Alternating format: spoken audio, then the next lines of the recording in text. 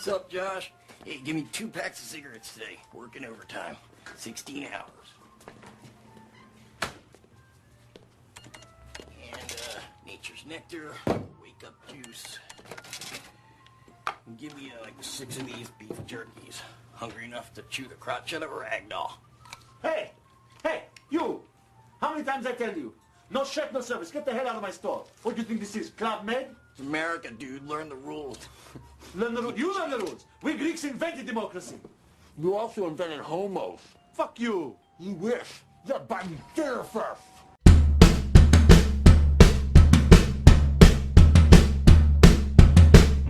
This is the Dave and Creech Show, the only podcast where podcaster CJ Creech and actor Dave Sheridan come together to talk all things entertainment with your favorite entertainers.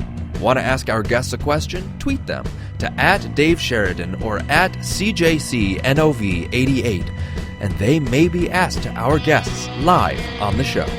We do have to ask you stay seated during the podcast because this ride may get a little bit hilarious. Now here's your hosts, Dave and Creech. Hey everybody, welcome to episode 3 of the Dave and Creech Show. He's Dave. I'm Creech. We've got another exciting episode for you this week. Hilarious. It's exciting. Hey, I actually never thought we'd get to 3, so I'm pretty excited just by the fact that we've gotten to 3. This is a real moment in podcast history that somehow the internet has not, found us and Anonymous hasn't hacked us and shut us down. You know what I mean? Because I know we're going to get shut down before any ISIS recruiting sites do. So, why do they let these ISIS recruiting sites just hang out on Twitter, but they'll shut the kid down that's talking about that for bullying his roommates? You know what I mean? It's what the hell is this world coming to?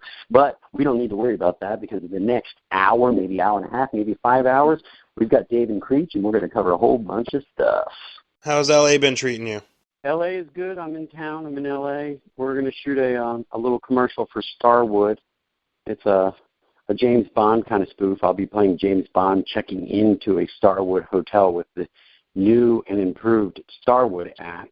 And as I fight off the bad guys, I'll be utilizing that app to fight off the bad guys and to show how easy and convenient the Starwood app is to, order all your needs, check in, check out, everything like that. But at the same time, I'm using it to fight off the bad guys. I can't give away how it's all going to be done, but it should be a fun.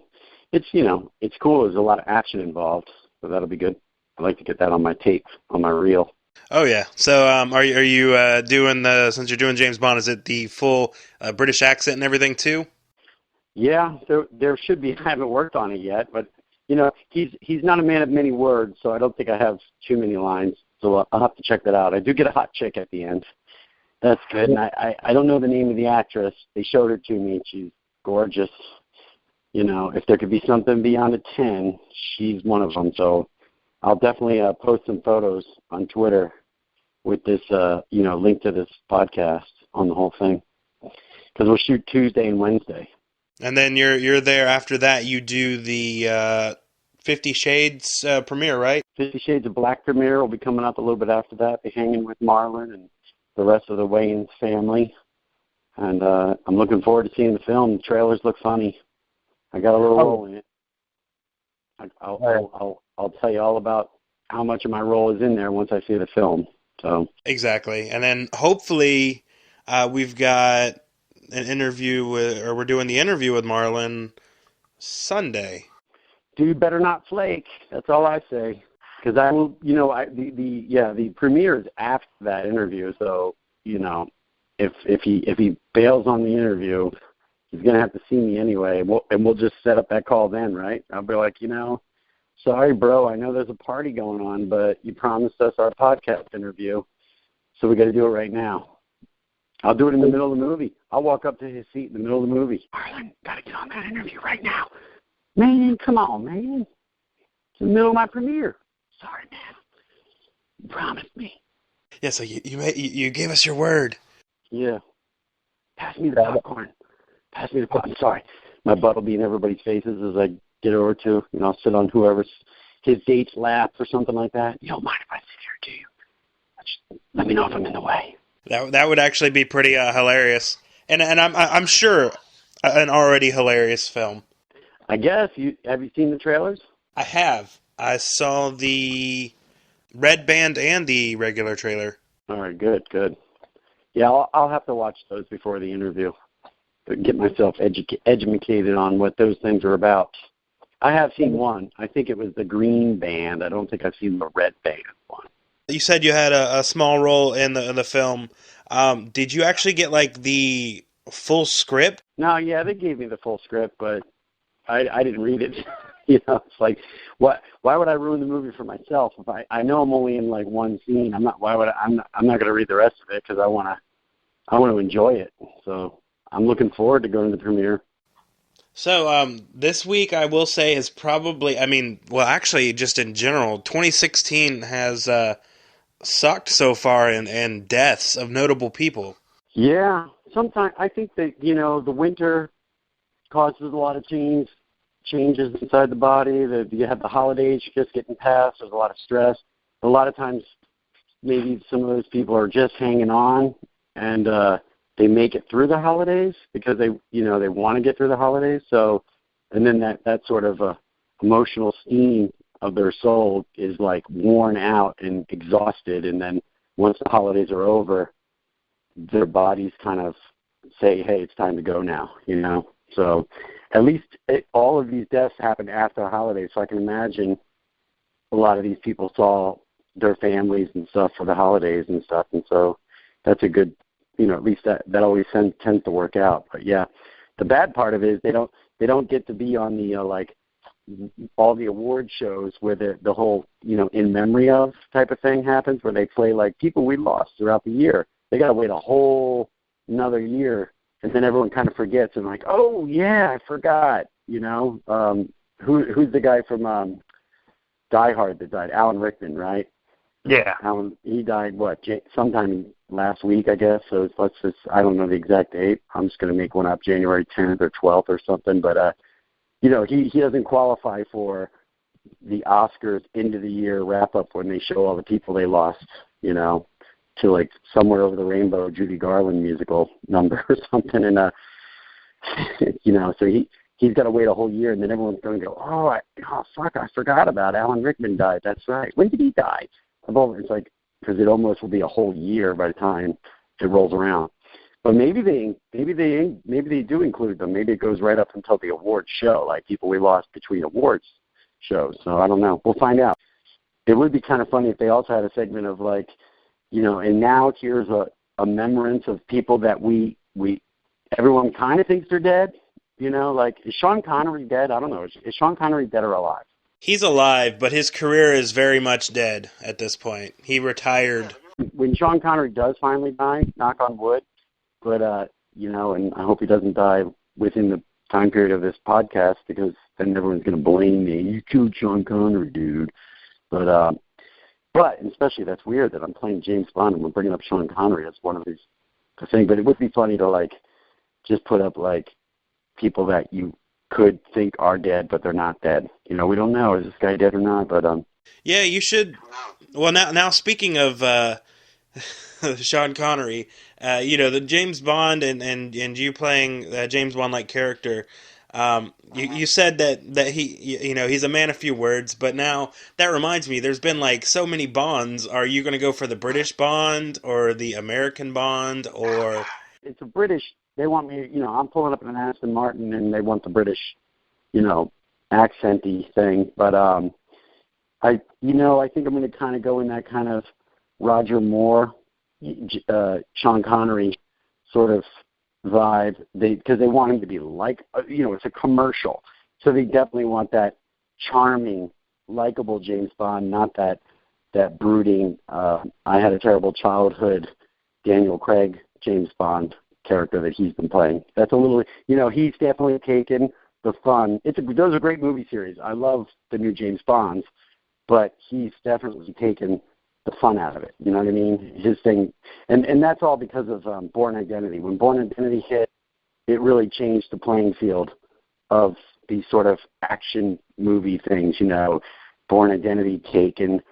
They wanted these guys to be so serious, and they lost all the fun, that sort of fun stuff that he used to do.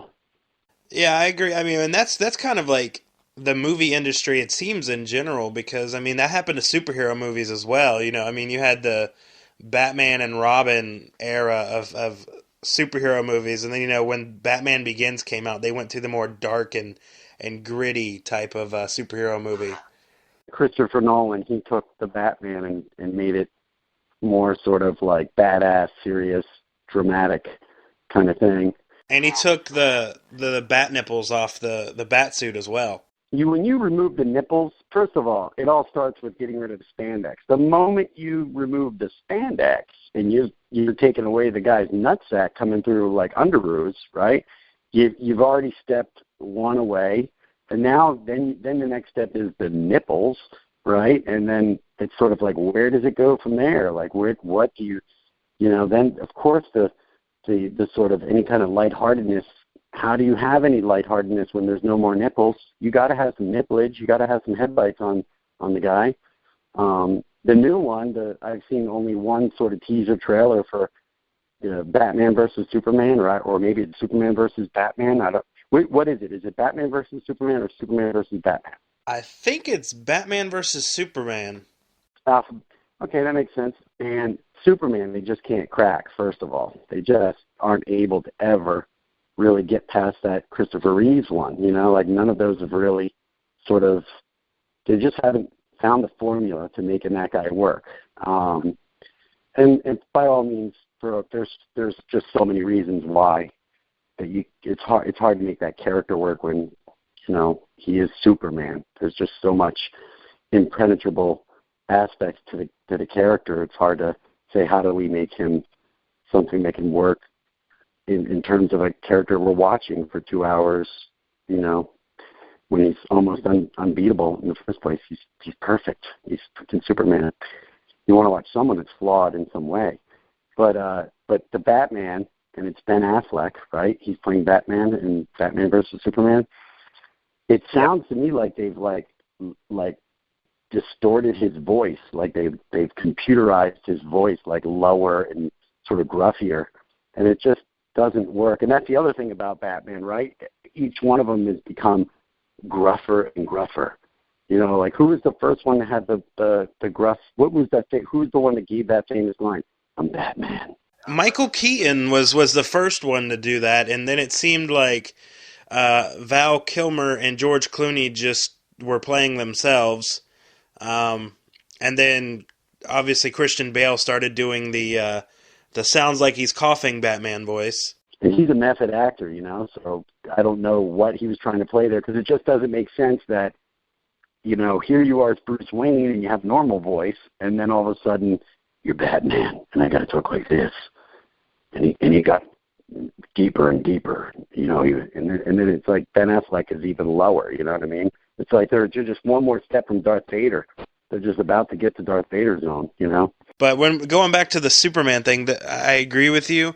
I hate Superman because of what you said, where he's very unrealistic, because he's has basically no weakness. And then even though yes, he's a guy with superpowers, which makes it pretty unrealistic to begin with, I can't get over the fact that dude takes his glasses off and nobody knows it's him.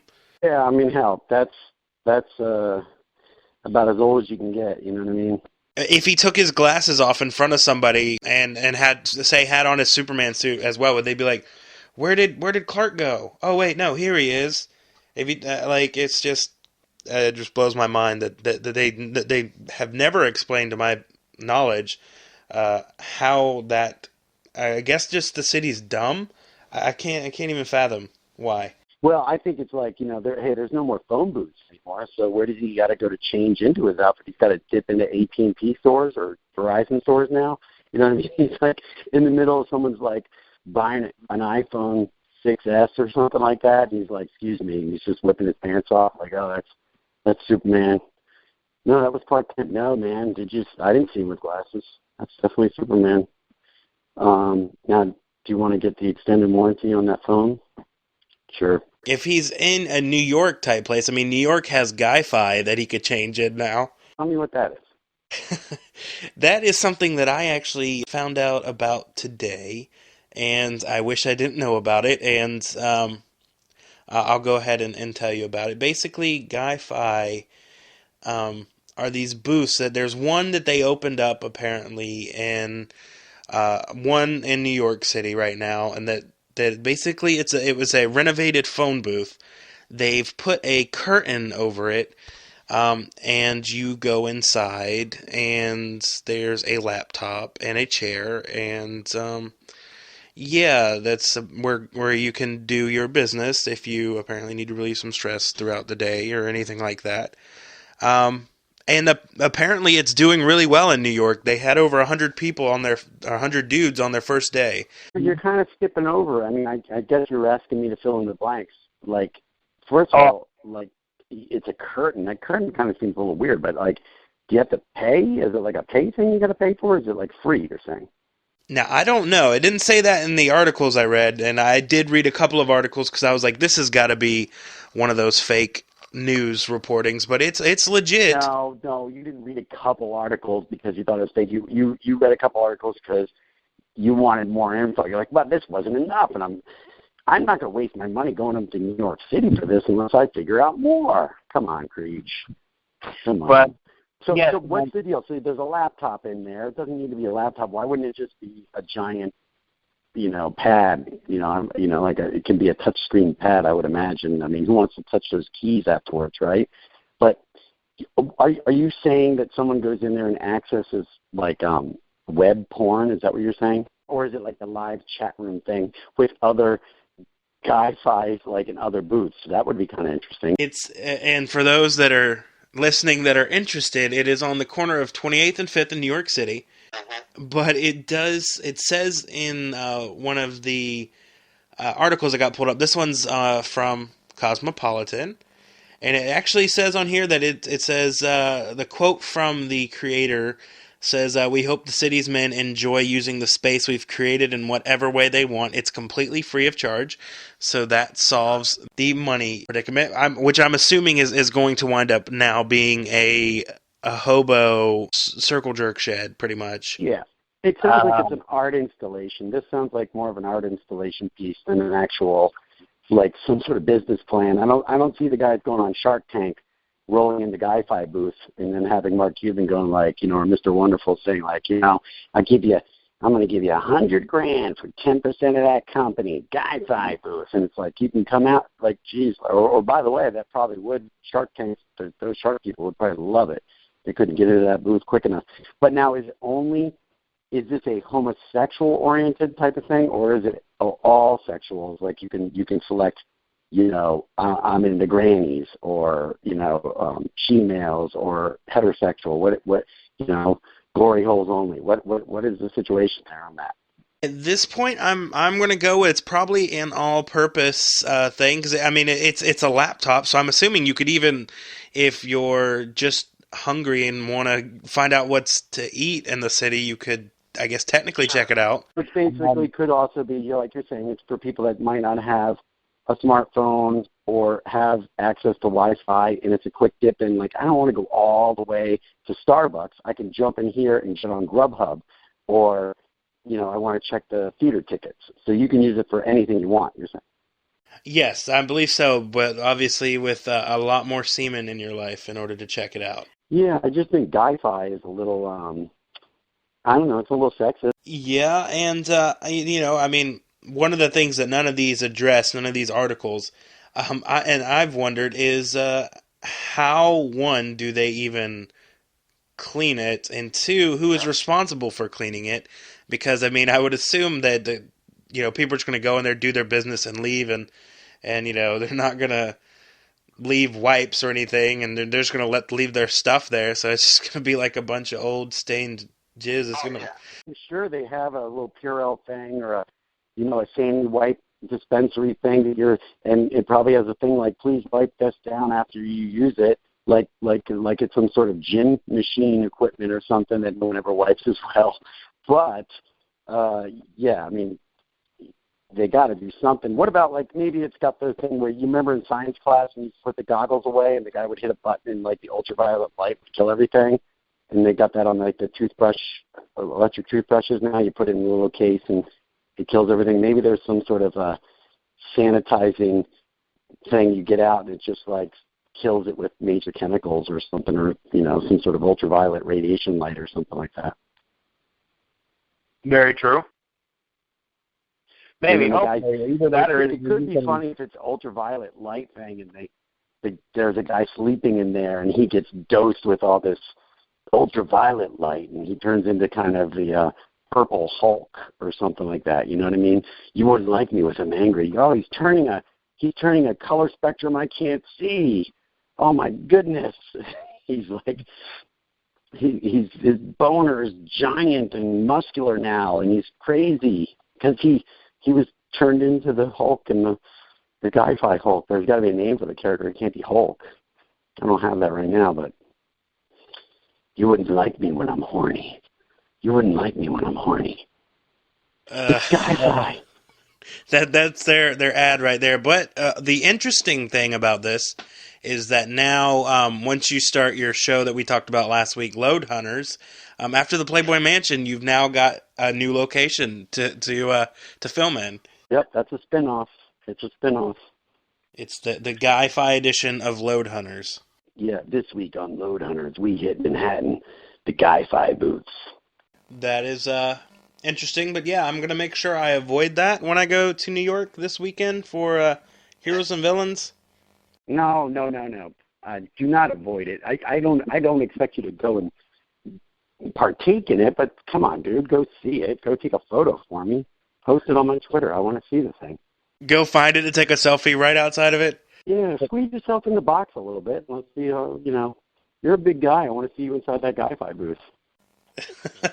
Well,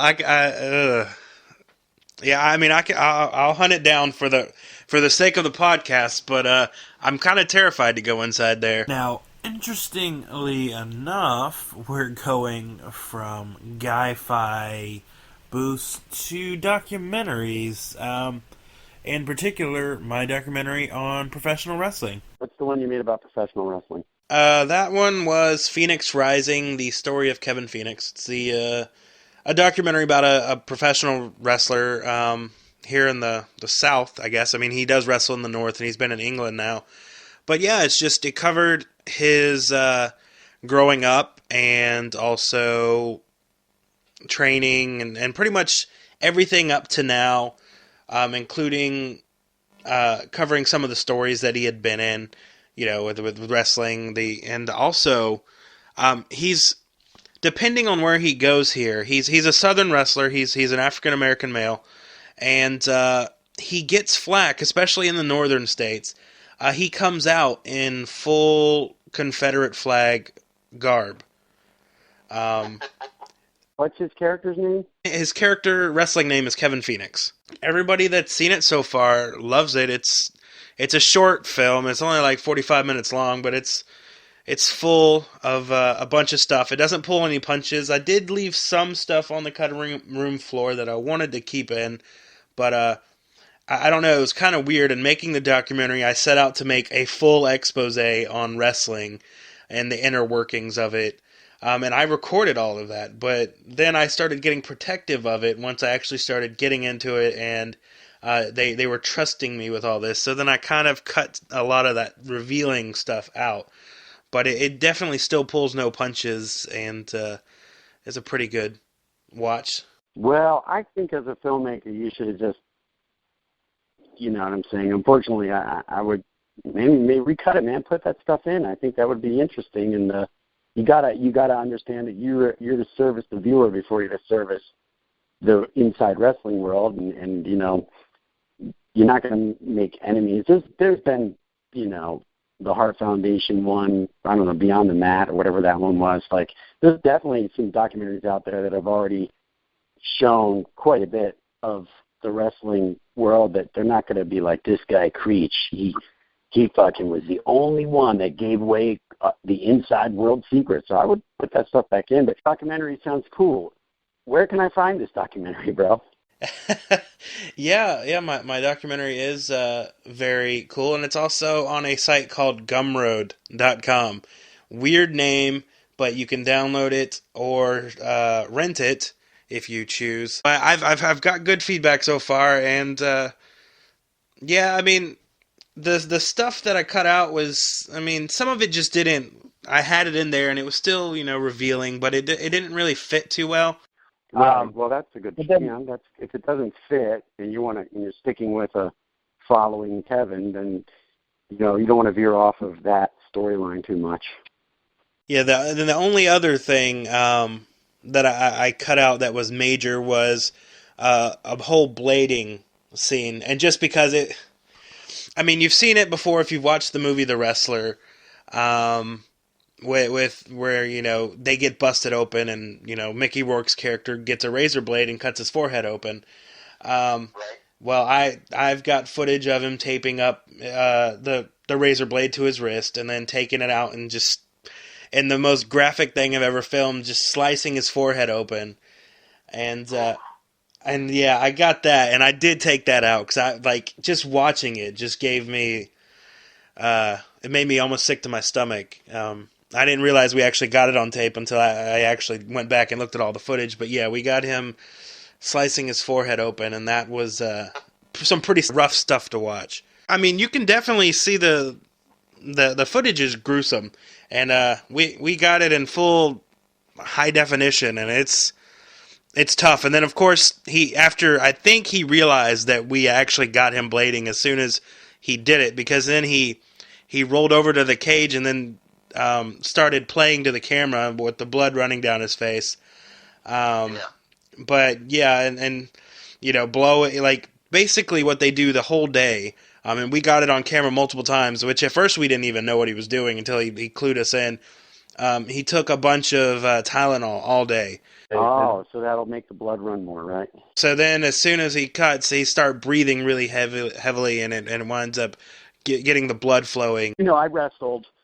I'll have to get my wrestling crap up online so people could see it, but I did the same thing and did the blood and stuff. And the thing is, if you're sweating, yeah, I didn't do that. I didn't think of the aspirin thing, but if you're sweating, it'll run a lot because it just naturally just all of a sudden the sweat just really helps water it up. You know what I mean? It becomes way more than it is, but it stings your eyes, man.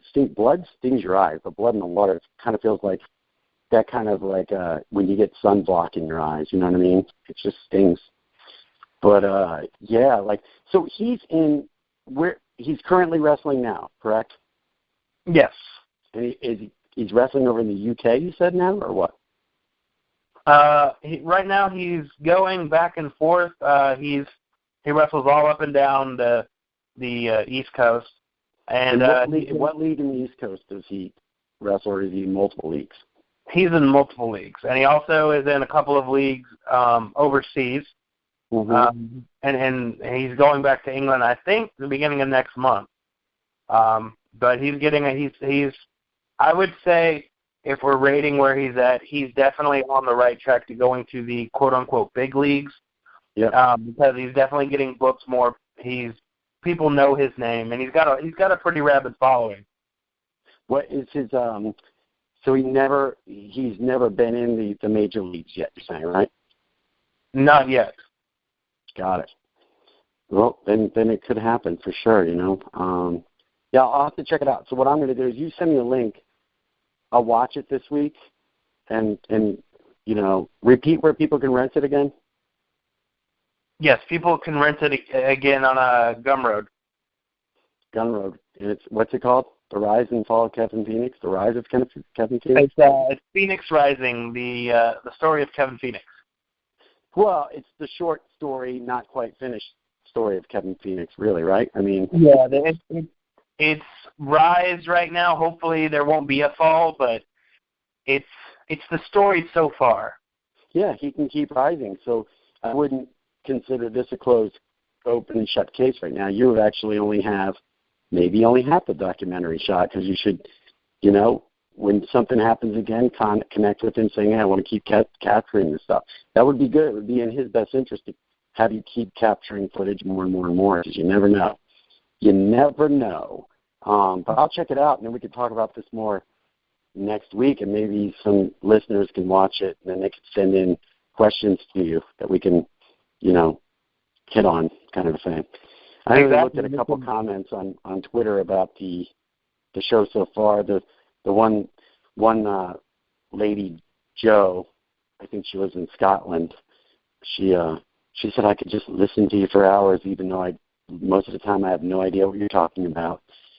So I guess I have to be a little bit more, I don't know, maybe, or I'll just keep talking. I don't care. I don't know what I'm talking about half the time too. So yeah, and I mean, hey, if you want to talk about the documentary, I mean, I can always get Kevin Phoenix on as a guest too. I mean, absolutely, why not? Sure, we definitely should after I watch it.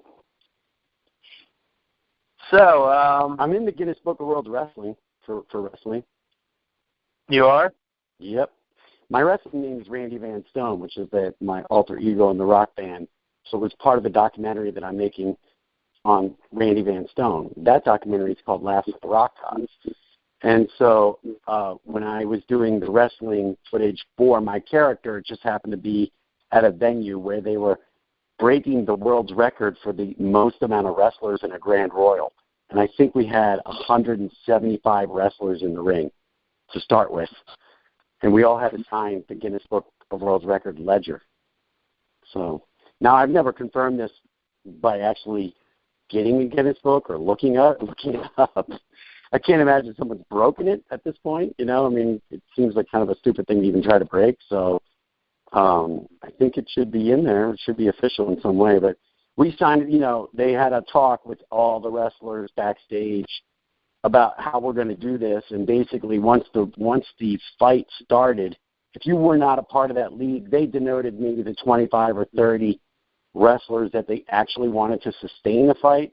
The rest of the 150 of us were literally in order to get thrown out of the ring immediately. You know what I mean? As soon as it starts. Because it was a definitely, not the safest thing to have all these people crammed into there.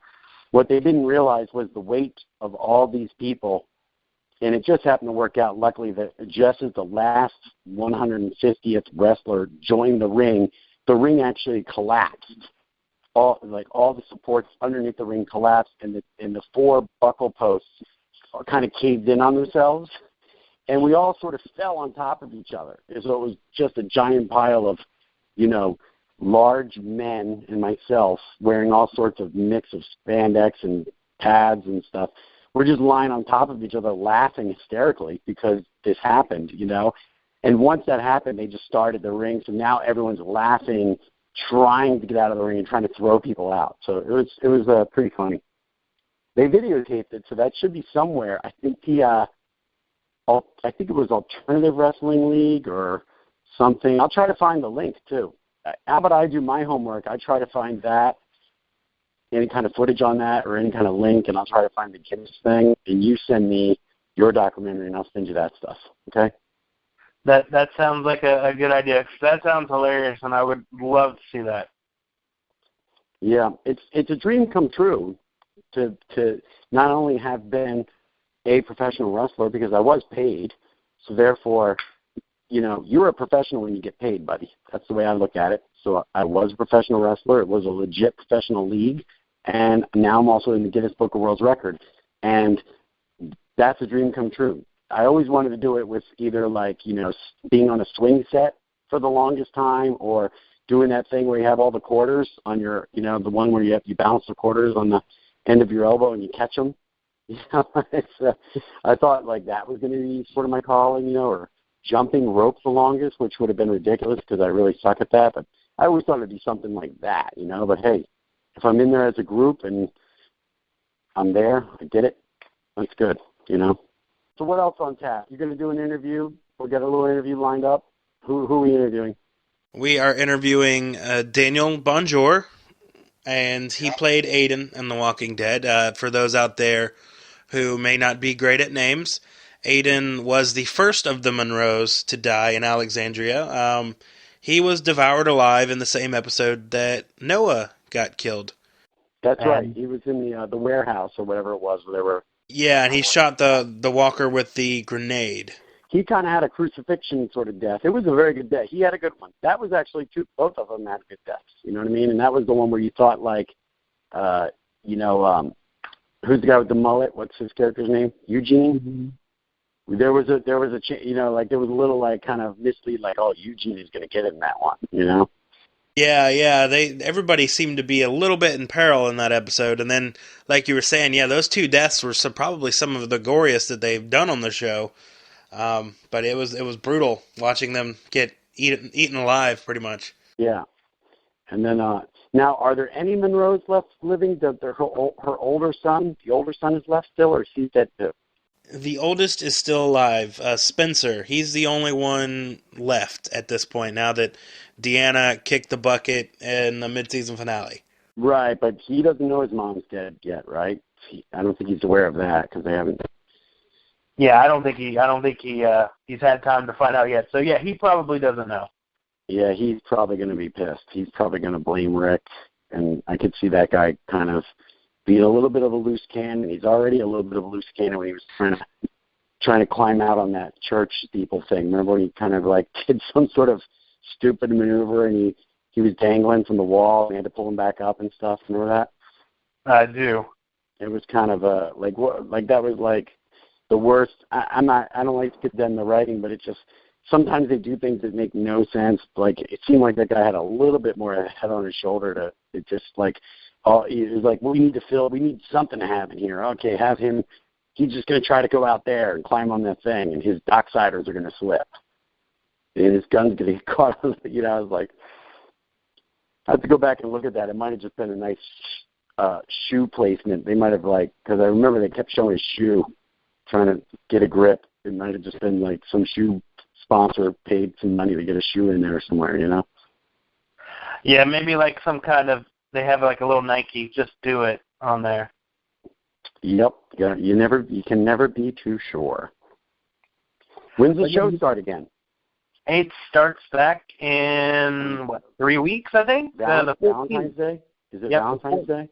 Yes, sir. The 14th of February. All right. It's getting close. It is getting a month away. About a month away. Yep, just a little under, and it's apparently going to be a very bloody second half, which is always a good thing. I mean, I guess unless you're an actor on the show, of course. Yeah, I hate to see actors, lose a job. That sucks. That's and I'm just wondering, some of those guys might get some flack because it is a very popular show. So if they're on there just long enough and they got a little bit of, okay, this was good, it was a good payday, but then they're killed off, it's probably, all of a sudden in the casting community, they're probably like, well, he's too well known because he was this guy on Walking Dead, so it might take another, sort of round of shows before they get the next thing. Kind of like same thing happened with the actors on Lost, you know what I mean? Like a lot of them, it took a little while before they got their next real big solid gig because you had to kind of let it sort of dissipate a little bit. Yeah, true. I mean, that could very well be the case for some of the actors. I know Scott Wilson, who played Herschel, is still going strong. He's going to be on that new show based on The Omen, Damien, on, I think it's A&E. Ooh, nice. Is it called Damien? What's it called? Yeah, it's called Damien. And are they just going to start from day one, like just a full-on, this is a baby that got born and it's fucking the devil? Or are they starting with Damien, like being a senator or, a guy that's a CEO of a company or what? Is it young? Is it a college Damien? And he's just cheating on his grade scores and blowing up sorority houses? What's the situation? What do you think it is? They haven't revealed much yet. They've revealed a teaser trailer and I think another trailer that doesn't give a lot away, but I believe it definitely looks like Damien's older. He's probably in his mid to late 20s. Yeah, of course. Look, the bottom line is Damien has abs, right? He has abs. He's going to be a good-looking guy. He's going to be, he's going to be basically Christian Grey or whatever the guy's name, like 50 Shades of Grey. He's going to be that kind of hunky, broody. I think they're going to try to tap into Vampire Diaries and the whole like sort of they want that audience, but at the same time they a lot of these things get reverse engineered. You know what I mean? They look at what hit shows are and they say, okay, this is the core audience, 18 to 35. We want to make sure we get the females. We want to make sure we get the guys. Females, we got a good-looking guy, and the guys, we're going to have some explosions and some eyes coming out of blood, stuff like blood coming out of eyes. Exactly. Yeah. I mean, from the little that they've revealed so far, it looks like it's going to be good. And obviously, even though Scott Wilson has most recently been known for playing the good character of Herschel, he's definitely playing a more complicated character in this one. So thankfully he's not being typecast now that one of his most recent roles, obviously has been as the father figure Herschel character. Yeah. Yeah, no, that's great. He's a great guy, and that'd be great. When that show comes out, I'm looking forward to see it, mainly just because you're telling me he's in it, so. Yep, it is going to be awesome. I find it hard. I hope he's not a complete bad guy, because it would be. I don't know if I would. I know I've met him. I've hung out with him a couple times. Super nice guy. Obviously, he's the super sweet farm patriarch in the show. You know what I'm saying? He was sort of the Abraham of. Even though there's a character named Abraham in biblical terms, he was an Abrahamic kind of Noah kind of guy. You know what I mean? And there was another character named Noah. They're all like biblical names, but he sort of was the sort of, just goodness. He represented goodness, always trying to convince Rick we don't have to do this. It doesn't have to be like this, So it would be weird watching him as a bad guy. So. Well, one of the things that I don't know if you remember, I'm pretty sure you've seen it, but he was the bad guy in The Heat of the Night. Yeah, of course. Yeah. And he played a lot of bad guys in the beginning, but now he reinvented himself as Herschel, and I mean now he's reinventing himself again. And it's amazing to have such a longevity and a career and not be typecast in the playing like one certain like a good guy or he's always the bad guy or something like that. Oh, so you're telling me there's a chance, Creech, I can reinvent myself. Maybe I should start a podcast, and then people can just get to know me from talking, so I'm not playing all these crazy characters all the time, right? I can like kind of just get inside Dave's head a little bit and go, wait, this guy actually, he puts a few sentences together. But he is kind of insane. Well, I mean, I must say, I actually watched your reel earlier this week, and you've got a pretty spot-on Macho Man impression. Oh, yeah. You saw the Macho Man snap into an abortion commercial? I saw the part where you hit an old lady in the head with a chair. Oh, okay. So you just watched the reel, right? It's just this quick snippet of it, right? Yeah. There's actually there's a whole short to that.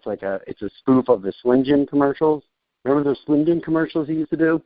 Oh, yeah, snap into a Slim Jim. Oh, yeah. Yeah. Well, we did one where it was snap into an abortion, where it was a young teen couple, and the mom's going like, "You're gonna have to raise this kid," and then I come to the wall, burst into the wall, and I'm like, "No way, man! You can kill it. Get that get an abortion." and then I'm snapping fetuses, and that's my tagline: snap into an abortion. Yes, when we post this podcast, I will then repost a link to the snap into an abortion paid by, it's a Planned Parenthood commercial. I'll repost that with this, with a link to this podcast, so then people listen to the podcast and then they'll go, oh, and then now I watch this. There you go. Yeah. I mean, I saw it. I was like, that was spot on, and apparently. Because I actually I tried to do some research to find out what that was from, because I wanted to talk about it on the podcast. But I didn't find that, but I found something else that was apparently on the Sex Drive special features with you doing the Macho Man there, like going into hotel rooms where the cast was staying, and and doing your Macho Man impression there? That's right. That's actually where it kind of first came from, because we were shooting that movie down in Florida. We were in Miami, just north of Miami, and we were on the beach, and so between we're down there for like a month and a half or 2 months, and we're shooting. All those beach stores always have the stuff. So like I was in there one day just trying on, because in that character I was playing Bobby Joe, so I had that beard and that long hair. And then I found these Macho Man style glasses at like the beach store, like where they sell the boogie boards and the conch shell and stuff like that.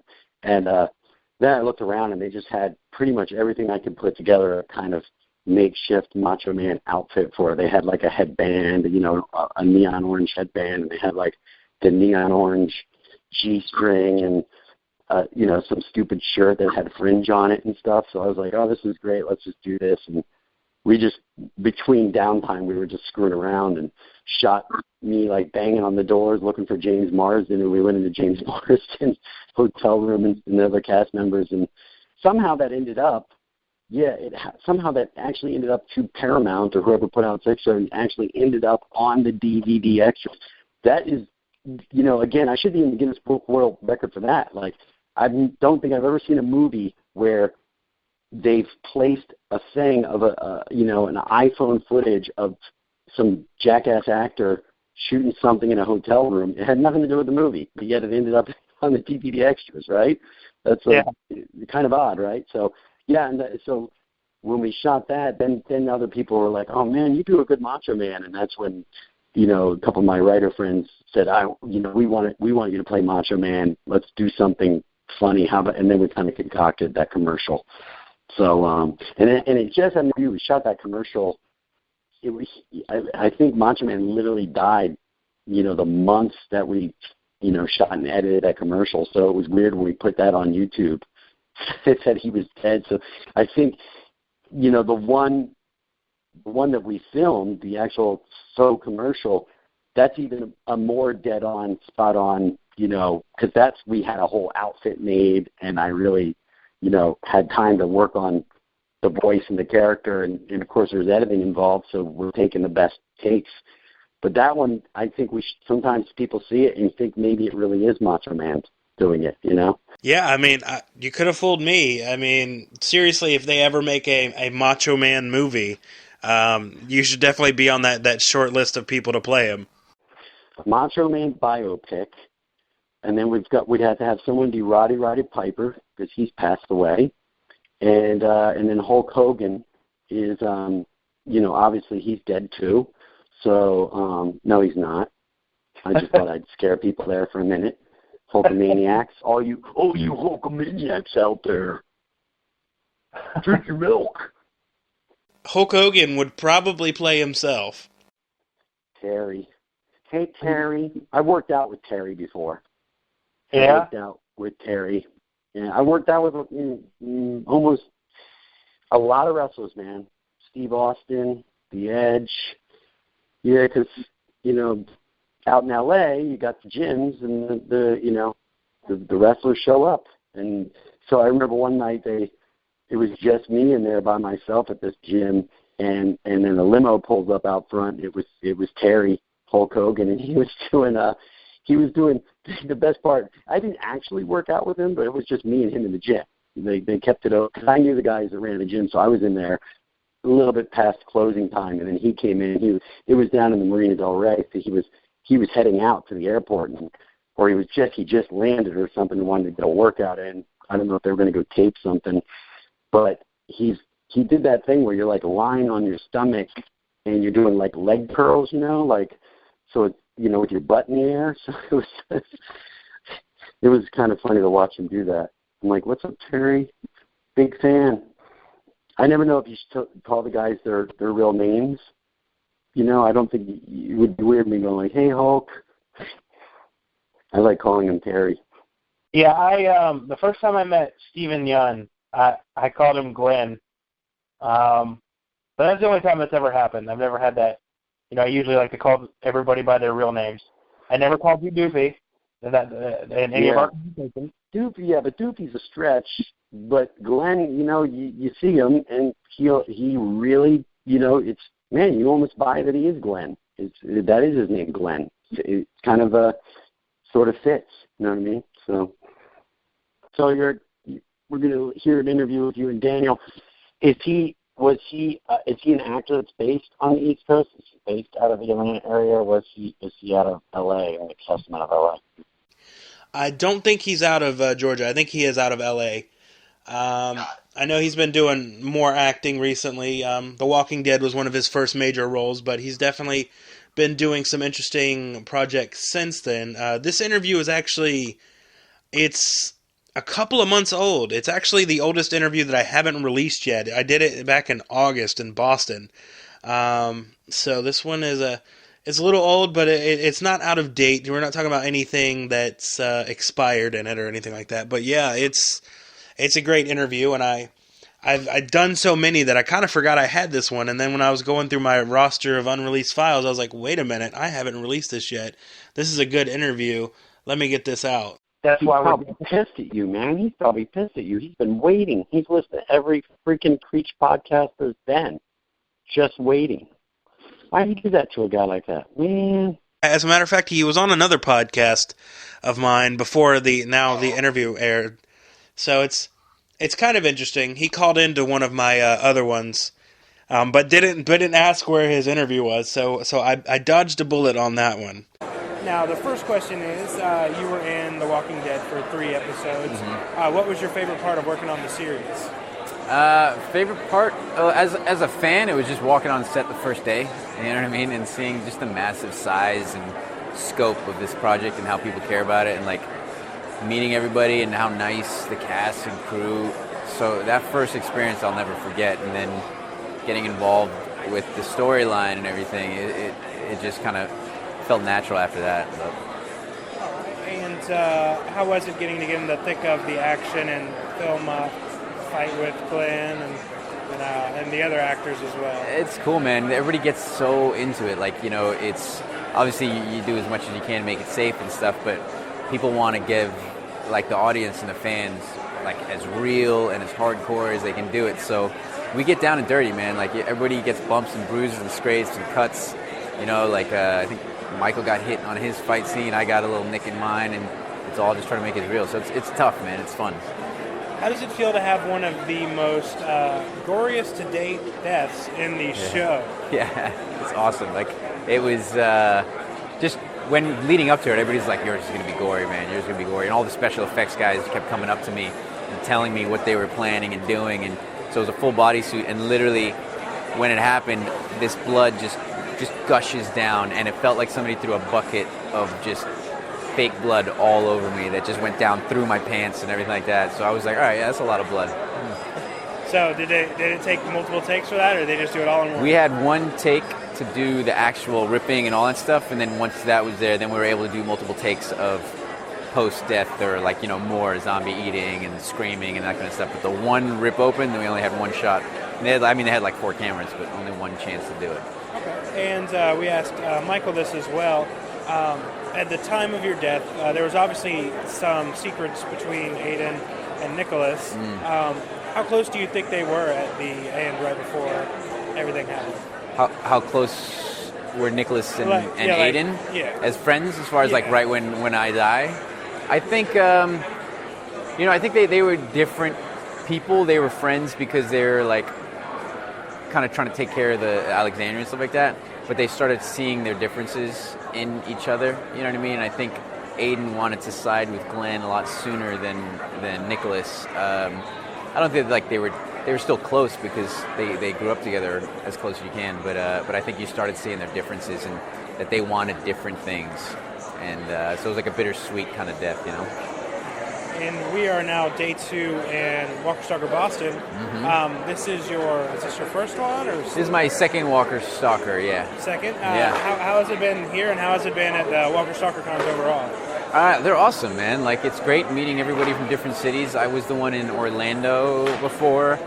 And they always have something it's always slightly different, you know what I mean? But it's more the same. I mean, you just get to realize how awesome the fans are. I mean, there's people that follow the cons around, and so you get to see them again, and after a while, you get to know them, and it's cool. It's just nice meeting everybody, and we try to mingle and hang out and go out with people when we can, and so I think it's an awesome thing for fans to be able to come face to face with a show they love, you know? Oh, definitely. And you've had a varied filmography, everything from Midnight Movie to CSI New York to The Walking Dead. Mm-hmm. Is there any personal highlights, any favorite projects that you've worked on? I did actually this web series that I still love it, man. It was before web series really took off, but it was a big budget web series, and it's like X-Files in the 70s, and we did 6 episodes, and we won Best Drama at the Academy for Web Television Awards, and I still think it's like that's probably one of my favorites. It was really cool. It's like very sci-fi, but much more deep, under-rooted like issues with these characters, and it's called Receiver, so it's RCVR, and you can still check it out online, but really, really cool show, and I'm still a huge fan of that. And what are you working on now? I just shot Satisfaction on USA, and they just finished up their 2nd season. If they go 3rd, hopefully they go back to that. But and then I directed a movie that should be coming out next year called After the Rain, and so just kind of promoting that stuff, and then waiting for the next awesome show to try to get on. Awesome. And if anybody out there hasn't already and wants to follow you, is there any official channels you'd like to promote? Yeah, I mean, just my Instagram and my Twitter, they're both Daniel Bonjour. Facebook is Daniel Bonjour. It's all under the same name, but I'm probably most active on Instagram. I'm getting better at Twitter. So if you tweet me, convince me to get better at it. All right. Well, thank you again for man, absolutely. to do the interview. For sure.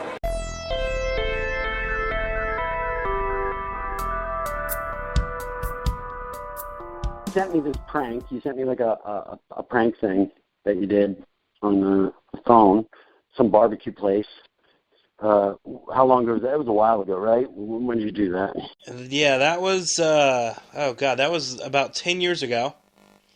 And we did a bunch of pranks, and we'll release some of them. But yeah, this one was me and a couple of friends.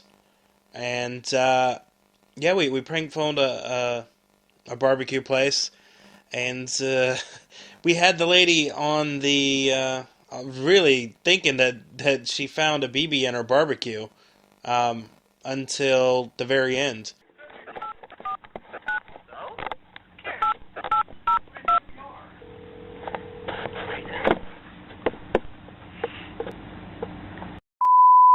All right, ma'am, listen right here. I got a question to ask you. Y'all's barbecue, what is all in it? Well, we don't give out our ingredients and then pork. No, I mean, there's something in my pork. I went up there and I ordered it and I took it home because my kids were in the car and they were too fat and lazy to get their ass in there to eat, so I took it home. And I got home, I bit into it and it chipped my tooth, and I just wanted to know what the hell was in it. Are there bones in there? Big, fat, hairy bones? There might be a bone in it, but there wouldn't be anything else but the barbecue. Well, I mean, it looks like I have it in my hand. It looks like a damn BB. Ma'am? The only thing I can think it could be then would be a bone. Well, I'm about 10 seconds away from calling the cops because I am bleeding, and I want to know 2 of the reasons why I shouldn't call the cops on y'all right now. There is a BB or something in my pork. Well, sir, if there's a BB in it, I don't know where it came from. Do I sound like a man to you? I'm sorry. I don't mean to be mean. I know you have your job to do, and I know that you guys y'all have no time to listen to me mumble on. Well, I need to know what's going on. I mean, if you found something in it that's not supposed to be in there, I want to know about it. Well, I think somebody put it in there on purpose. Actually, it looks like a BB. Ma'am? I'm dumbfounded. I don't know where a BB would have come from. We don't have my tooth is chipped. I am bleeding from my mouth. Ma'am, and I don't know what to do. I'm about 10 seconds away from calling the cops. Well, let me get your name and number, and I'll call the owner, and I'll have her call you. Yeah, I want to call the fucking owner. Give me the number. Her number's 412. Hold on a second. Let me get a pen, Dildo. Okay. All right, what is it, Dildo? 412. 11. What is your name so I can follow up on it? Hold on. My name is Mary. Mary? Mary Poppins. Mary. Is that you on the prank, or is that you laughing? Are you the guy just ruining the whole thing by laughing a couple times in the thing? Because I hear some laughter. Yes. I have to remind everybody this was in 2006, so there wasn't any smartphone app that I could record calls with. So basically, it was my friend who's doing the talking, Brian Nelson. He's doing the talking on this one, and I'm in a completely separate room. I've got an old video camera that's literally cradled right next to the phone to record the audio, and I am laughing, so it's picking up my laughter, but nobody else is thankfully hearing that. So no, there was only one person that heard on one of the prank calls the actual laughing, but I had to eventually, on the ones that I wasn't actually doing myself, I had to almost not listen to the call, because these calls usually got out of control very quickly, and to often comedic effect. My favorite part is when, about halfway through the call, that she says, "I'm sorry, sir."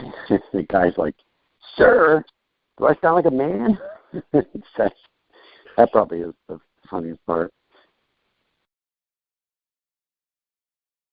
Yeah, that part was good. And then I don't know, he always he like, you usually get involved with really listening to people, and you sometimes miss out words. So like, he would throw out as they heard, he would throw out, he would call her dildo, and she wouldn't even pick up or register that word. It would continue the conversation as if that was never even mentioned. Because I believe he called her dildo at least twice in that conversation. Yeah, exactly.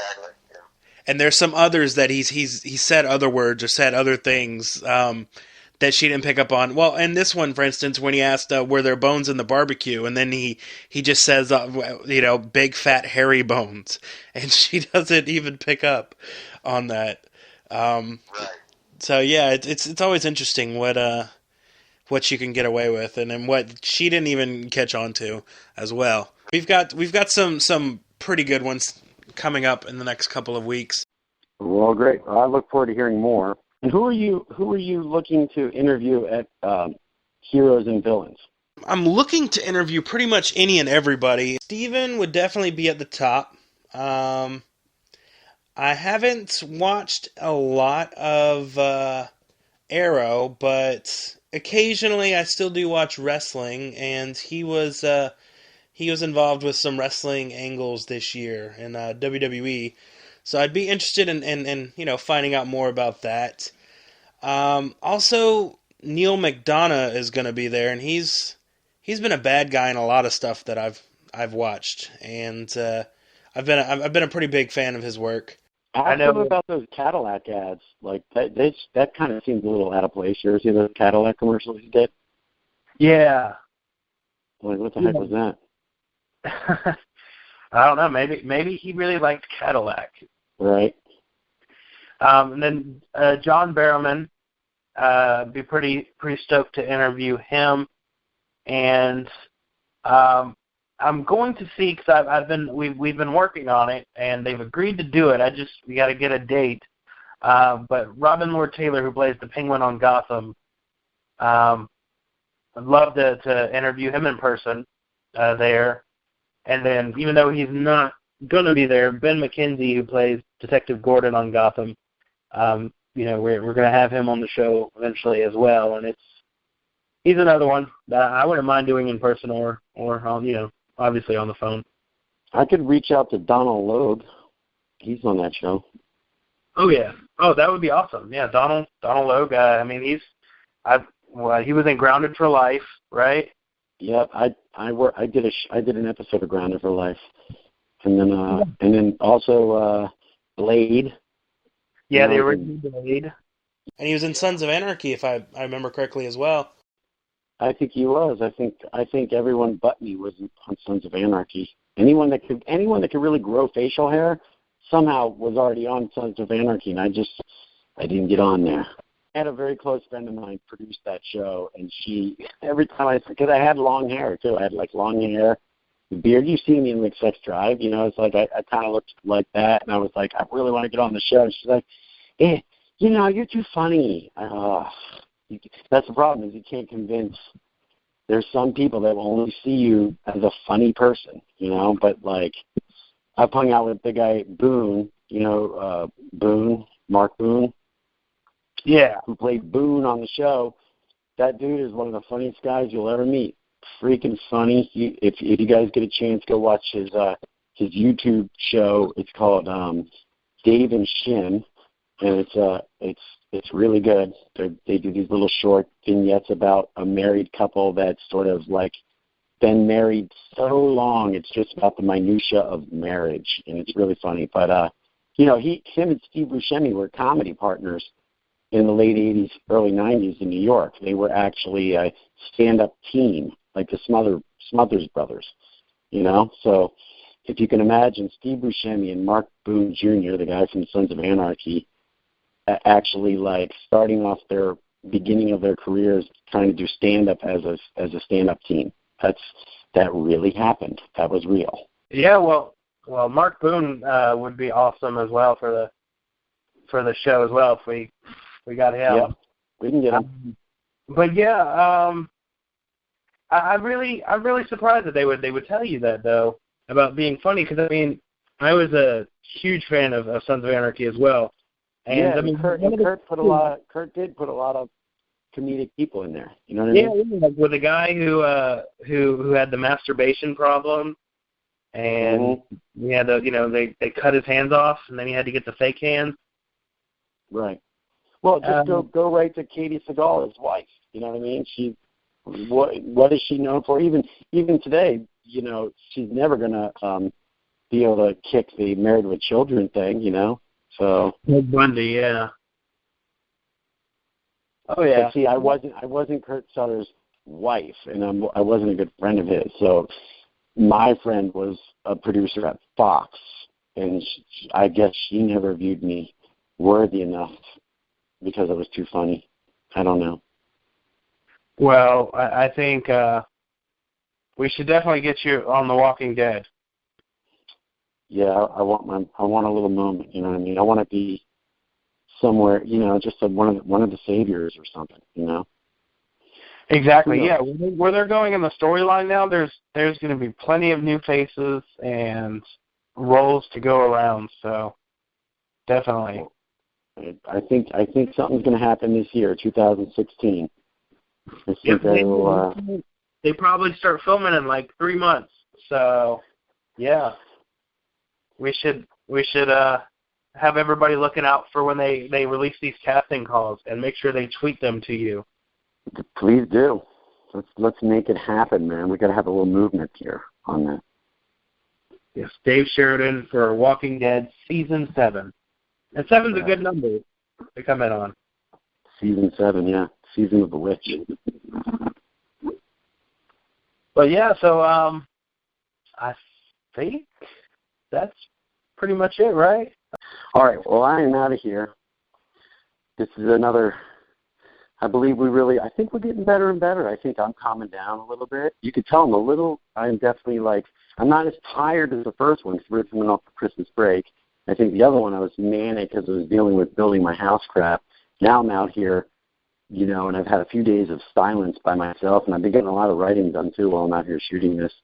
And so with that said, I think I'm actually a little bit more calmer as I'm talking. So it's kind of interesting how different personalities are sort of coming out with each podcast.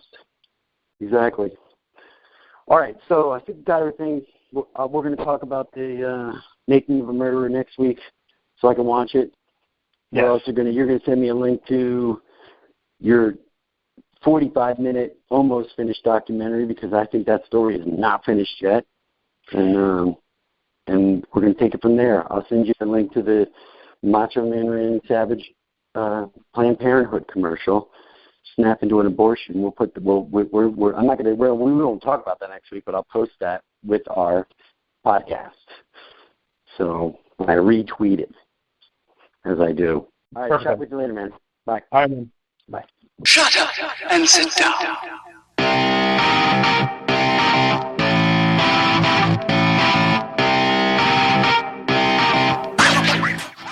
for listening to The Dave and Creech Show.